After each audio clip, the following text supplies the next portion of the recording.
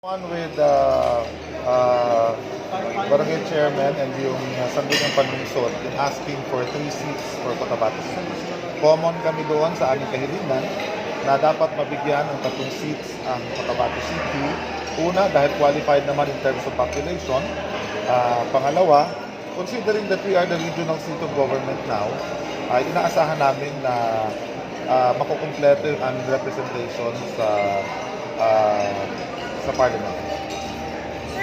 Kasi kung titingnan mo yung kanilang proposal, ang kinonsider lang is contiguity. So hinati sa Sinsuat Avenue yung dalawang districts. Sa tingin natin, may mas maganda pang formula na pwedeng gamitin para makompute natin yung distribution ng mga barangay sa Cotabato City. Hindi ko lang siguro maibibigay muna ngayon yung aking official stand ng distribution ng barangays. Pero sa tingin ko, kinakailangan din natin i-consider that Cotabato City is composed not only of, we may be predominantly Muslim now because mas maraming Muslim ang nakatira ngayon sa Cotabato City, but we have to consider yung non-Muslim representation. So I think proper din yung position ni Councilor Popoy Formento na napag-usapan na namin in the past. Siguro yung Rosary Heights pwede natin gawing isang district, no? That's just one of the things that we want to consider in coming up with our official position bago mag-deadline on February 2. The members of the parliament, it's difficult to make amendments, no? Mga proposal na nakasalang na ngayon. But, nanggaling din ako sa isang legislative body. Sa tingin ko, may paraan pa naman. Kung titingnan mo, based on merit, may merit naman yung hinihingi ng Cotabato City na magkaroon kami ng 3 seats sa parliament. Unang-una, yung mga hindi miyembro ng uniform personnel, no? Yung mga hindi uniform personnel, talagang magkakaroon tayo ng restriction. So, kinakailangan na nilang maganda ng kanilang mga papeles. Ipakita nila kung may PTC sila, then they may carry. No? Pero kinakailangan malaman natin kung sino-sino itong may mga PTC sa Cotabato City. So, yung ating mga random checkpoints ay mag-check ng mga papeles ng mga taong mahuhulihan o makikitaan ng mga na nagmamayari ng baril.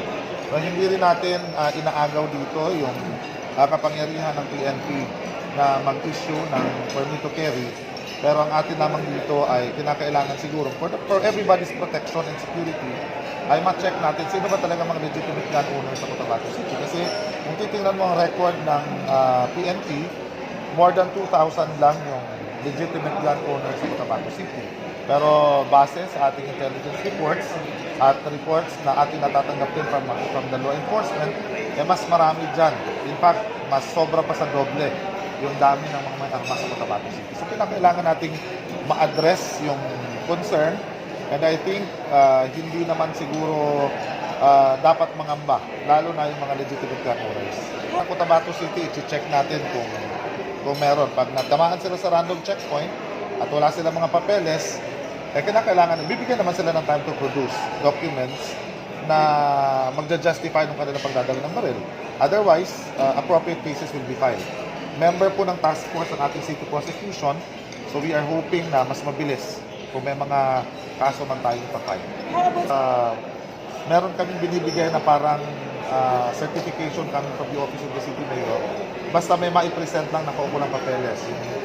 License to own firearms, and then pangalawa, yung kanilang permit to carry if they are given such. Now, without permit to carry, we will not allow anybody without PTC to carry their firearms na nag-iikot sila dito sa Cotabato City. Yung ating kinatutuwa, ibig sabihin, na-appreciate naman nila yung ating ginawang reimposition ng discipline hour. In-extend natin from 10:30, ginawa natin 11:30 para suporta na rin natin doon sa mga negosyo na umaasa sa kanilang kita sa gabi.